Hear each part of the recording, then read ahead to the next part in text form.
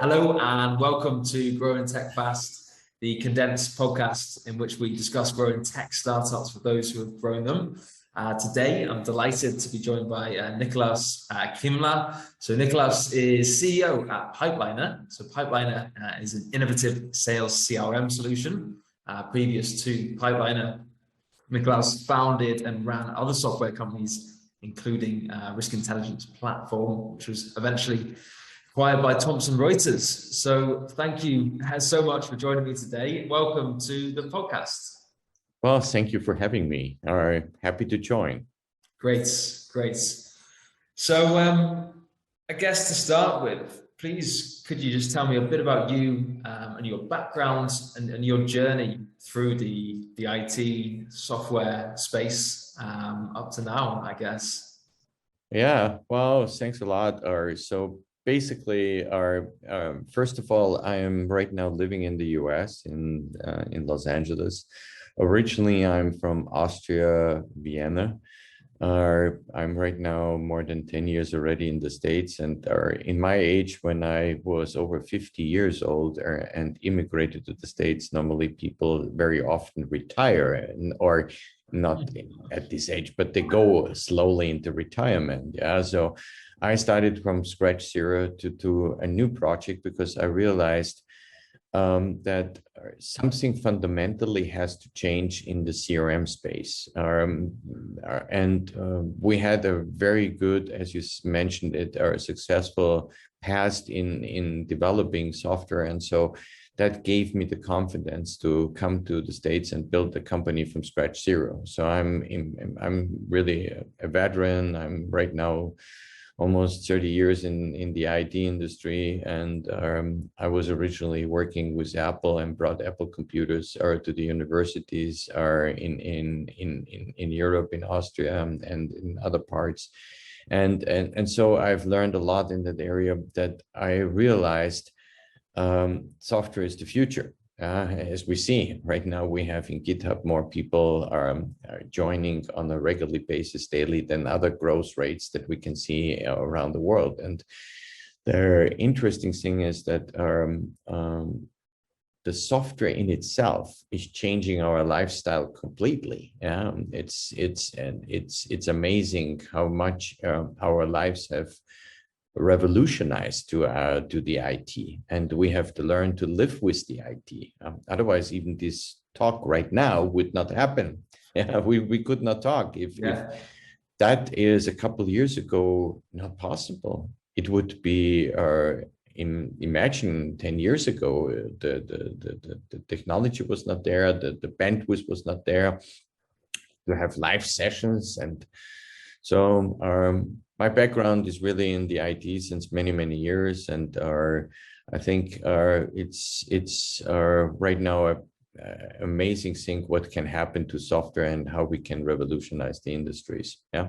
Mm-hmm. So you didn't want to come to California for a break to put your feet up then? Yeah. Well, you see, in my industry, in the SaaS business, you have to succeed in America. But the problem was in Europe, that was not possible. First of all, when you live in Vienna, and I lived already in the States many years ago because I have an American background a little bit. But the point was, when you live in Vienna and you are reaching out to other, I would say, growing your company and growing and reaching out to other areas or countries, cities, companies, you're immediately in a different language. And in the SaaS industry, especially in the CRM, the people expect that you have that all in their language. That means when you go to Italy, it has to be Italian. If you go to Slovakia, they expect that they are the same in their mother tongue language, and the same is in Hungarian and others. And so the problem is you have to immediately adjust that, or the content and everything. It's not so much the product in itself that you can easily bring that into another language. It's the surrounding factor, and that we realized you have to start first in English and to press out in that before you start localizing, contextualizing. That's much more complicated. Yeah.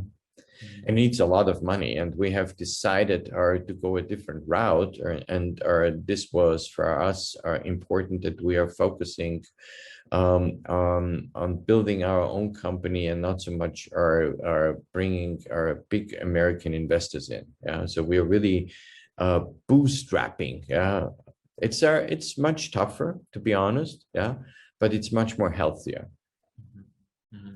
Yeah.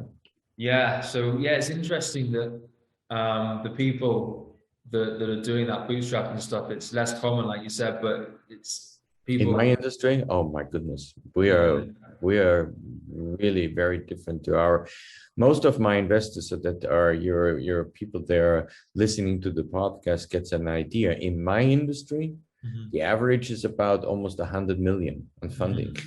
Yeah. The numbers are extreme. When you think about 100 million, not at the beginning immediately, but it's going in that direction. Yeah, you take Pipedrive or take any one of them.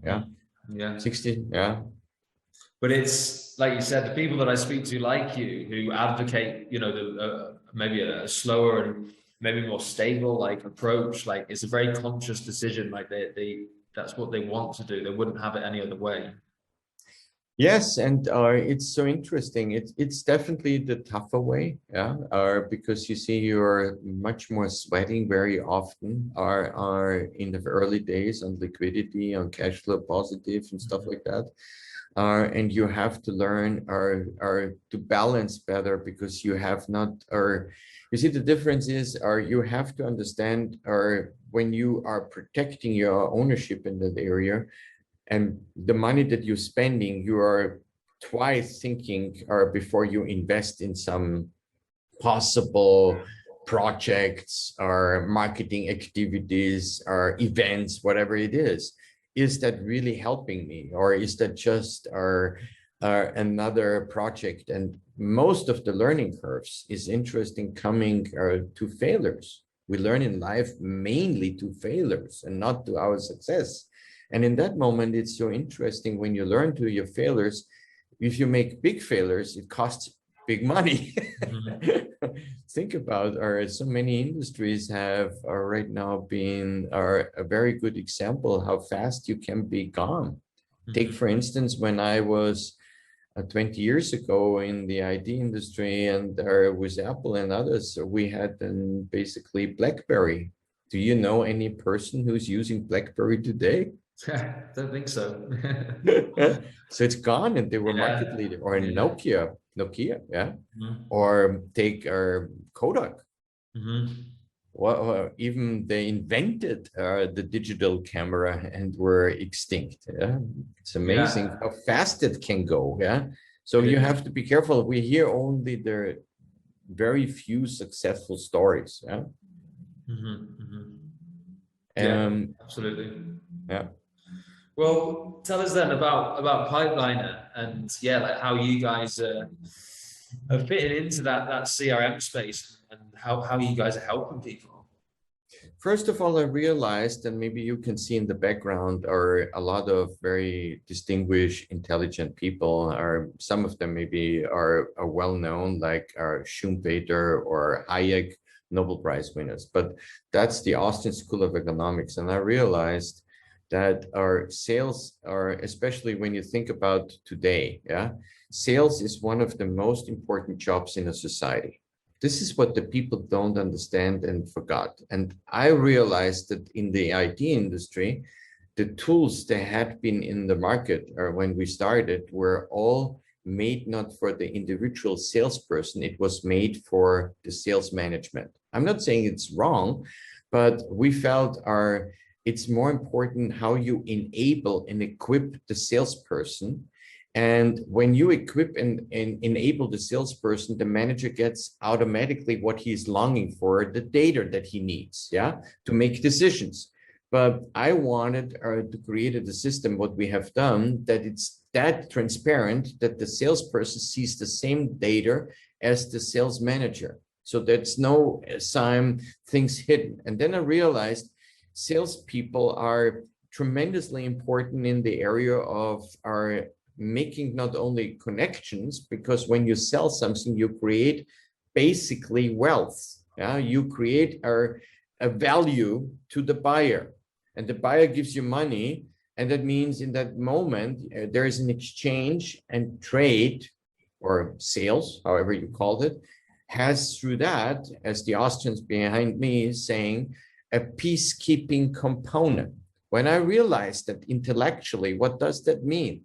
That means salespeople, and therefore I call salespeople salespreneurs, because salespeople in many ways are operating like an entrepreneur, but in an enterprise environment. So they have entrepreneurial skills, or sometimes many of them are when it comes to monetization, they are only very highly monetized by their commission. So they have an entrepreneurial approach, but they are not taking the full risk of the product to develop the product. Yeah. So I call them salespreneur. A salesperson is an entrepreneur in an enterprise. So when a salespreneur or a salesperson is making this trade, he's keeping a value to society. And I realized, oh my goodness, why in the world all films from Hollywood and from other studios basically portraying and almost painting a picture of a salesperson in a negative way, and the connotation is negative. If you go out and you would ask people about sales, slimy, always pushy, or just want to make the deal and get the money and driven. And it's exactly the opposite, in my opinion. Without sales, no company can survive.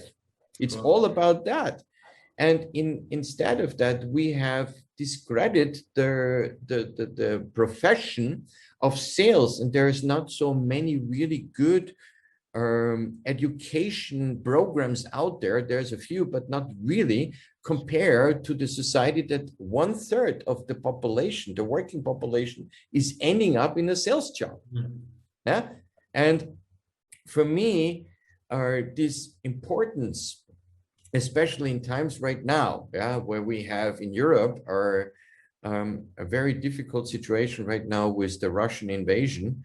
And we see immediately that one principle of the Austrian School of Economics is really just popping up like this, when one of the Austrians says, when goods are not crossing borders, soldiers will do.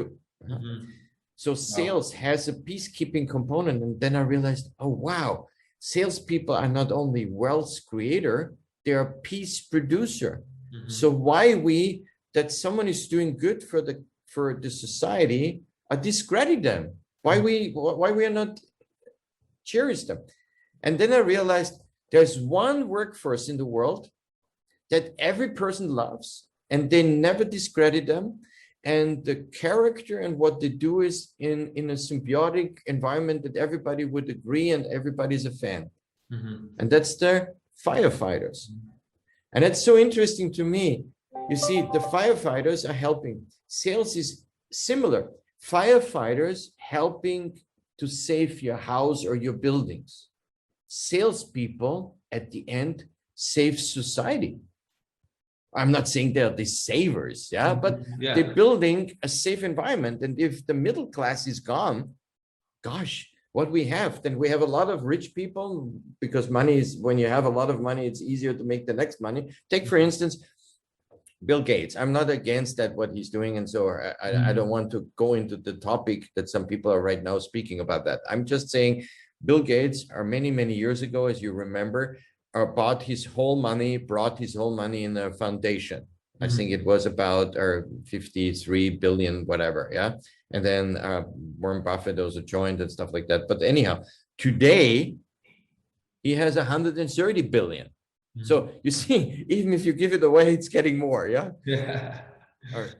But the society where we live is not that. It's just, this is a very small minority in that area. And the gap is getting bigger and bigger. And I think sales helps to cross the gap. Yeah. And that's, I realized, and this is the vision that Pipeliner has in helping besides the best tool that you can have as a salesperson, as a sales manager, as a company, but also in the mindset and helping to make the shift that we are becoming more aware that we have to change our mindset, that there is a win-win. This is why we created a slogan and we call that win together. Yeah. The future is about winning together. If I would sell you, for instance, a car, let's say you love this car and I want to make a lot of money out of you because my commission is that, and it's before Christmas. Yeah. and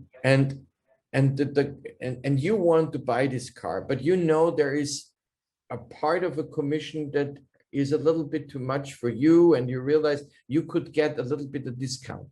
And you as a salesperson push that you get their money. That is not wise to do. Why? Because when you do a good deal, not only that you sell the car to the person will speak about you. The person will immediately give you a recommendation, and we live in the time of recommending. And you would not recommend people that you feel they were squeezing you out like a lemon. Come on. A good deal, in my opinion, therefore, I always say to my people, hurts a little bit both sides, but a little bit. If it hurts too much, the other side will try to take revenge. Very logical. Yeah. So what we do is really, we are inspiring salespeople to make good deals. Why? Because then you have another fan who helps you to build a relationship, and it's all about relationships. Yeah. Okay. That's what we try to do. Fantastic. Well, I love that whole take on the salespeople, salespreneurs, and about the peace aspect as well. That's fantastic. And it's, my role is dealing with salespeople each and every day through doing headhunting.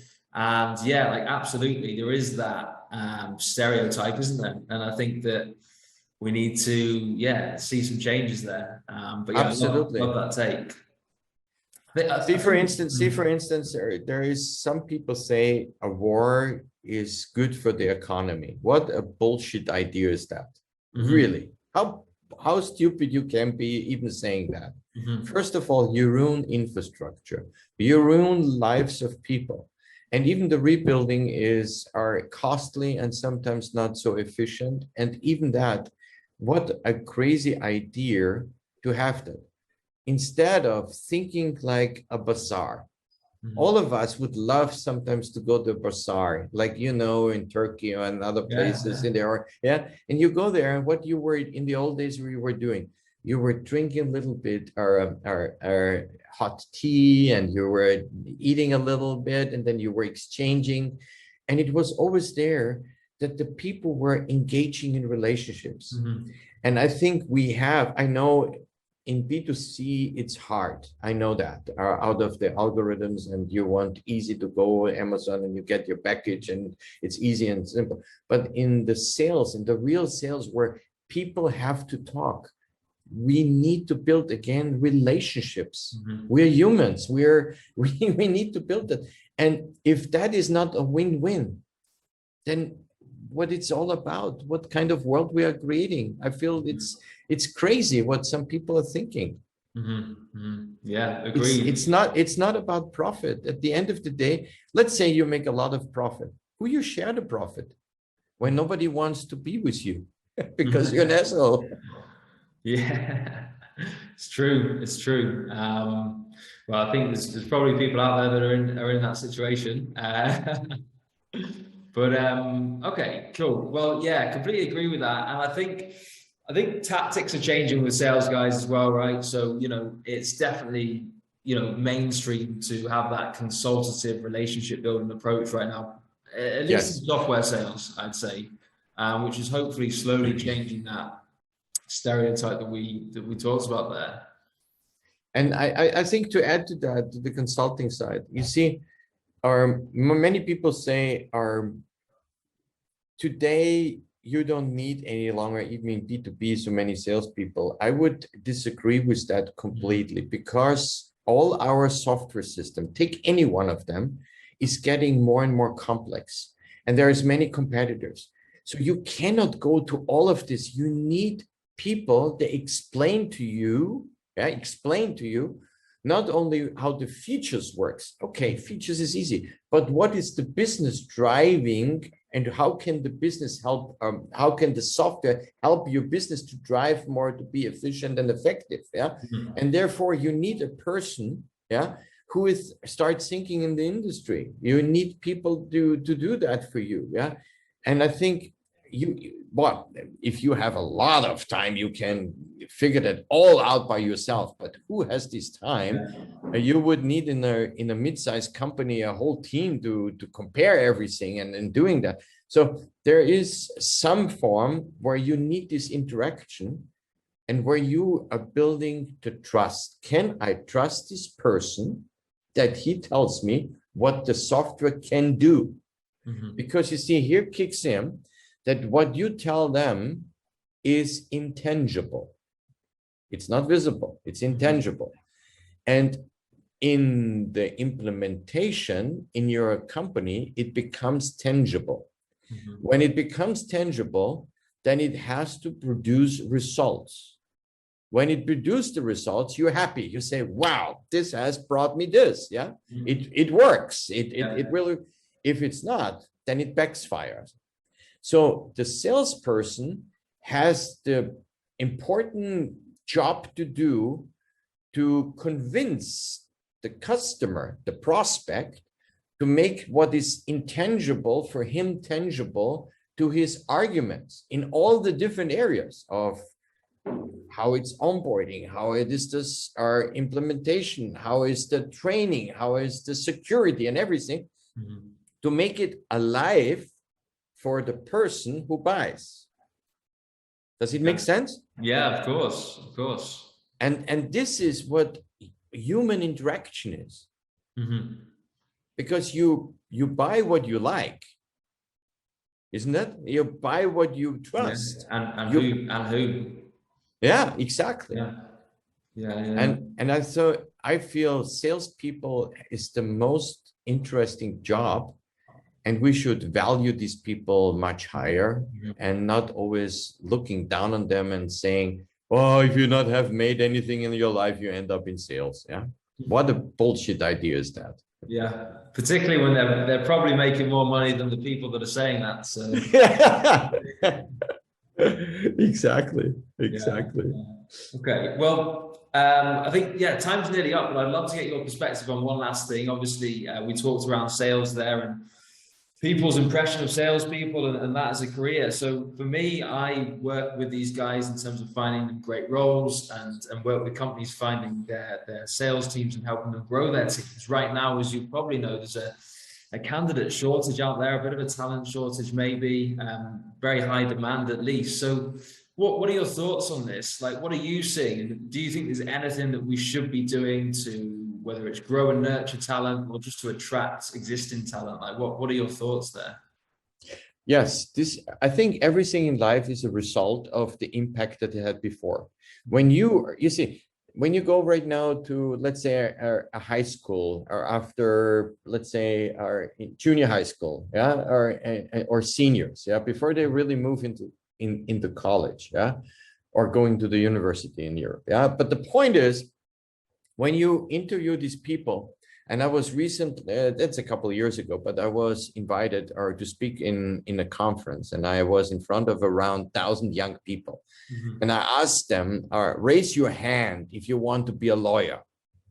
It was about 35% of the room wanted to be a lawyer, Then I asked them, who wants to be in the medical field, a doctor, or anything in that area of profession? And so a lot of, So I asked them all these questions. And at the end, I'm asking them, who wants to be in sales?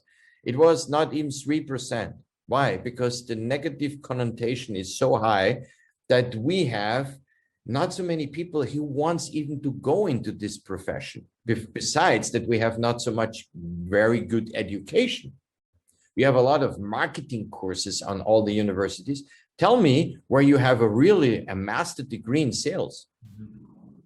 But you would need today to have all of this, because then the reputation is better. So we earn what we have before implemented in the minds of the people. We just push them all down. And now we have the result that we have a high demand, that companies looking for, where are the talents? Where are these people? And all these talents said, why I should do this job? This is a bad job. It has a bad connotation. Okay, I get money, but I'm pushed. I'm not respected. And when I'm dating a nice little, or not little, sorry, a nice girl, yeah, and the father is standing in front of me, and there's two other boys. One is a lawyer and one is a doctor, and I'm in sales. The father would say, no. Yeah. So we how I can say that, this is the result of many, many years right now.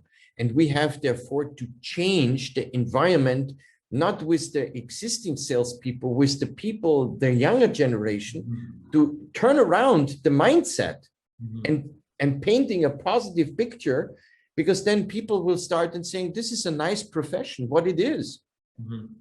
Yeah, I completely agree. And I think, looking at when I was, it wasn't that long ago, I was in education, sort of 10 years ago. And sales wasn't something that I was really aware of as a path. And, I think that's actually a shame. I think there's a lot of people that have, those soft skills, which are going to make them super successful. And maybe they don't, they're not aware of that as a great job path. So yeah, that's and you have to learn that, because you see, this is not these soft skills, the real human intelligence in that area is not coming like, it's something that you can learn and you can train. And the good side effect on that is that I basically believe that when you're the whole day more customer centric, that means you are looking what the customer wants. You speak to them in a good language, or you are having integrity, you have honesty, you are producing something to society. I would guess, it's my guess on my side, that 95% of these people are not going home and beating their children and their wives. So what we produce with that is a better society. Think that for a moment. Yeah. If thousands of people, young men would more really having a good job in sales and would go out and having this, what a tremendous impact that has on society. And I feel we have painted a picture like Wall Street, the movie. All these people were always totally negative. And we had not one movie. We had Arthur Miller, the dad of the salesperson. It was like, oh my God, depressing. I will kill myself right now after the end of the book. So it was never positive. It was never a positive experience. And now we are having no people.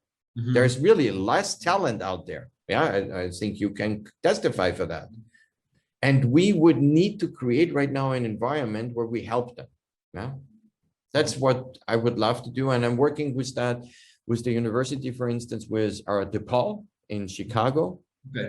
And they have a very good sales course, and sales and marketing course, and our professor Daniel Strunk is the lead guy, the lead manager there, and many others. But the point is, it needs a change. We need to change for our own sake. That's what I'm saying. Yeah. And I hope this message is resonating to others, because you see, at the end, it's not one voice. It needs many voices in our world. And I think that is logic. It's reasonable, and it's great if people learn to change their mindset. Absolutely, yeah. And it's great that you're doing some work there. You guys that are in education right now, but yeah, hopefully that becomes completely widespread. Yes. In 10 years' time, we maybe don't face the same issue or so much of it.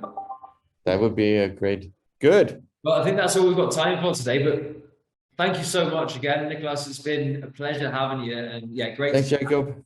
And yeah, hopefully catch up soon.